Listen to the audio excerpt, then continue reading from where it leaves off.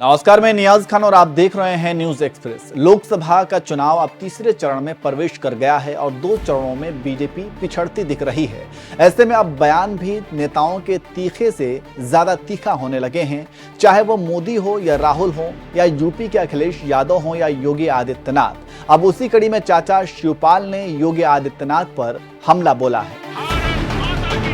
नरेंद्र मोदी जो संविधान को खत्म करने जा रहे हैं।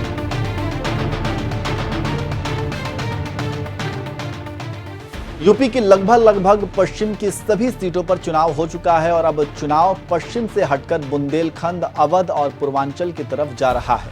ऐसे में नेताओं के बयान भी जैसे जैसे चरण खत्म हो रहे हैं, ठीक वैसे वैसे खतरनाक और तीखे हो रहे हैं। आपने नरेंद्र मोदी का बयान सुन लिया होगा और योगी का भी सुन लिया होगा, जो नरेंद्र मोदी के ताल में ताल मिलाते हुए कहते हैं कि अगर कांग्रेस की सरकार आई तो शरिया कानून लागू हो जाएगा।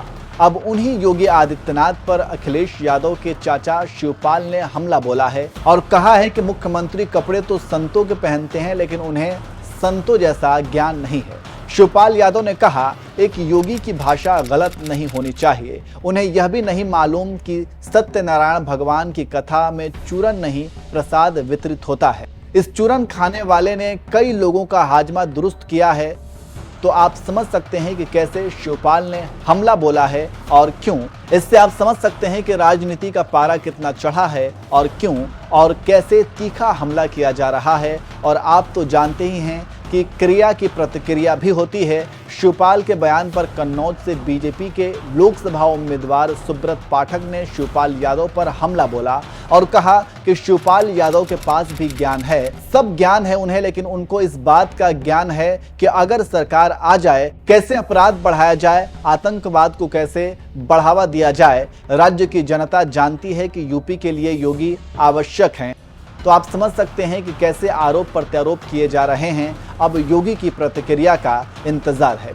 जानकारी देते चलें कि 2 चरणों में 16 सीटों पर चुनाव खत्म हो चुके हैं और चुनाव अब धीरे धीरे संघर्ष की तरफ बढ़ रहा है, क्योंकि बातों और सर्वे से पता चल रहा है कि यूपी की 16 सीटों पर बीजेपी को काफी परेशानी हो रही है और बीजेपी कई सीटें गंवा सकती है। ऐसे में बीजेपी ने अपनी ताकत को पूरी तरह से लगा दिया है और आगे नुकसान ना हो इसके लिए कमर कस ली है। लेकिन विपक्ष की एकता कमाल कर रही है और वोट को ट्रांसफर करने और फिर वोटिंग में बदलने में कामयाब रही है। लेकिन बीजेपी के वोटर्स बूथ तक नहीं पहुंचे हैं। इससे वोट प्रतिशत बढ़ने के बजाय घट गया है और माना जाता है कि अगर वोट प्रतिशत कम होता है तो बीजेपी की धड़कनें बढ़ जाती हैं, लेकिन अगर वोट प्रतिशत बढ़ती है तो बीजेपी बम बम होती है और इसी कारण बीजेपी परेशान है। इसके साथ ही साथ मोदी हिंदू मुसलमान करने लगे हैं और कांग्रेस बेरोजगारी, महंगाई और अग्निवीर और किसानों के मुद्दे पर घेर रही है, लेकिन बीजेपी चुनाव में अपने काम भी नहीं गिना रही है। देखना होगा कि आगे नेताओं का भाषा और स्तर कहां तक जाता है और कैसे कैसे बयान सामने आते हैं।